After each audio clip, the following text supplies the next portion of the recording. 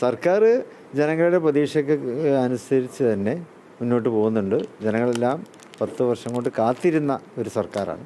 അപ്പോൾ ആ കാത്തിരിപ്പ് വ്യർത്ഥമല്ല എന്ന് തെളിയിച്ചുകൊണ്ടാണ് ഇപ്പോൾ കഴിഞ്ഞ ഒരു മാസം ഗവൺമെൻറ് മുന്നോട്ട് പോയിട്ടുള്ളത്. ഇനിയും അങ്ങനെ തന്നെയാണ് ഗവൺമെൻറ്റിൻ്റെ ഓരോ നടപടിയും ഉണ്ടാവുക എന്ന് തന്നെയാണ് നമ്മളൊക്കെ പ്രതീക്ഷിക്കുന്നത്.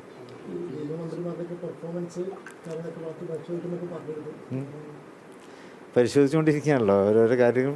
പാർട്ടിയുമായി ആലോചിച്ച് തന്നെയാണ് അവരെല്ലാം കാര്യങ്ങളും ചെയ്യുന്നത്. ആ നിലക്ക് തന്നെയാണ് നമ്മൾ മുന്നോട്ട് പോവുക.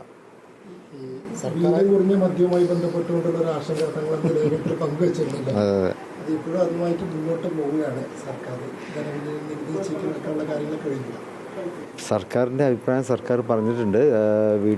മുഖ്യമന്ത്രി വളരെ വ്യക്തമായിട്ട് തന്നെ നിയമസഭയിൽ ആ കാര്യത്തെക്കുറിച്ച് പറഞ്ഞിട്ടുണ്ട്. അത് തന്നെയാണ് സർക്കാരിൻ്റെ അഭിപ്രായം. പിന്നെ പിന്നെ ആ കാര്യത്തിൽ UDFനെയാണ് ഇപ്പോൾ ഏൽപ്പിച്ചത്. ഇന്നലെ അങ്ങനെ തീരുമാനമുണ്ട്. CM തന്നെ പറയുകയുണ്ടായി. UDF ചർച്ച ചെയ്തിട്ടാണ് UDF ആയിരിക്കും ഒരു തീരുമാനം എടുക്കുക. പാർട്ടിയുടെ തീരുമാനം UDFനെ അറിയിക്കും. അതനുസരിച്ചുള്ള തീരുമാനമായിരിക്കും അവിടെ ഉണ്ടാവുക. അതിൽ ഒരു വിഷമത്തിൻ്റെ ആവശ്യമില്ല.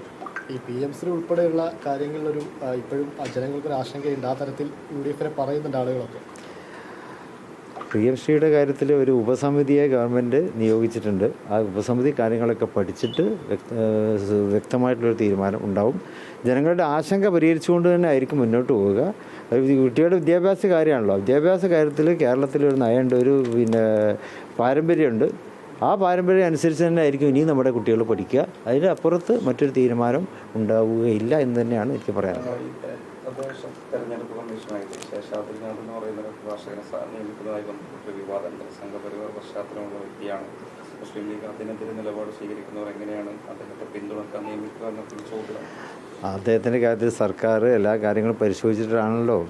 ഒരാളിപ്പോൾ എന്താണ് ഏതാണ് എന്നതിപ്പോൾ നമുക്കങ്ങനെ വിലയിരുത്താൻ പറ്റില്ല. അദ്ദേഹത്തിൻ്റെ പ്രവർത്തനങ്ങൾ എങ്ങനെയാണ് അത് നോക്കിയിട്ടാണ് നമുക്ക് കാര്യങ്ങൾ തീരുമാനിക്കാൻ പറ്റുക. ഇപ്പോൾ ഒരു ഉദ്യോഗസ്ഥൻ എന്നുള്ള നിലക്ക് സർക്കാർ അദ്ദേഹത്തെ നിയോഗിച്ചു. ഇനി വരെ വീഴ്ചയുണ്ടെങ്കിൽ സർക്കാർ അദ്ദേഹത്തെ മാറ്റാമല്ലോ. അത്രയല്ലേ ഉള്ളൂ. അതല്ലാതെ ഇപ്പോൾ തന്നെ നമ്മളതിൽ ഒരു മുൻവിധിയോടെ കാര്യങ്ങൾ കാണേണ്ടതില്ല എന്നാണ് എനിക്ക് പറയാം. അതോടൊപ്പം ഈ സംസ്ഥാനത്തിൻ്റെ വികസന കുതിപ്പിൽ വലിയ പ്രതീക്ഷയായിരുന്നല്ലോ വിഴിഞ്ഞം തുറമുഖത്തിൻ്റെ ഓഹരി നിക്ഷേപവുമായി ബന്ധപ്പെട്ട അദാനി ഗ്രൂപ്പ് ചില സ്വകാര്യ കമ്പനികൾക്ക് കൂടുതൽ ഓഹരി കൊടുക്കുന്ന രീതിയിലുള്ള പ്രചാരണം ഉൾപ്പെടെയുണ്ട്. അപ്പോൾ ഈ UDFനെതിരെ വലിയ വിമർശനമുണ്ട് അക്കാര്യത്തിൽ. അദാനി ഗ്രൂപ്പ് എഴുതി കൊടുക്കുന്ന ഇത്തരം കാര്യങ്ങളുണ്ട്.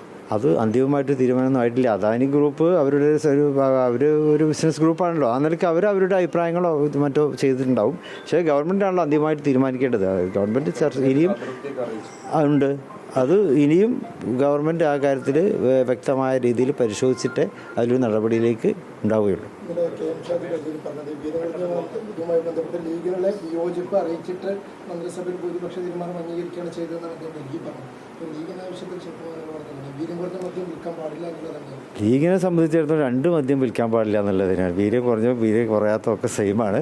പക്ഷേ ഗവൺമെൻറ്റിൻ്റെതായിട്ടുള്ള ചില നയങ്ങളൊക്കെ ഉണ്ടാവും. അതിൽ മുസ്ലിം ലീഗിൻ്റെ അഭിപ്രായം അറിയിക്കും. പിന്നെ ആ കാര്യത്തിൽ ഇനിയും ആലോചിച്ചിട്ട് തീരുമാനം എടുക്കുകയുള്ളൂ എന്നും മുഖ്യമന്ത്രി പറഞ്ഞിട്ടുണ്ടല്ലോ. പല സംഘടനകളൊക്കെ എതിർപ്പുമായിട്ട് രംഗത്ത് വന്നിരുന്നു, പ്രത്യേകിച്ച് മുസ്ലിം സംഘടനകളൊക്കെ. അതൊരു പ്രശ്നമായിട്ട് കാണുന്നുണ്ടോ? അല്ല, അത് ഞാൻ പറഞ്ഞു കഴിഞ്ഞു. ഇനിയിപ്പോൾ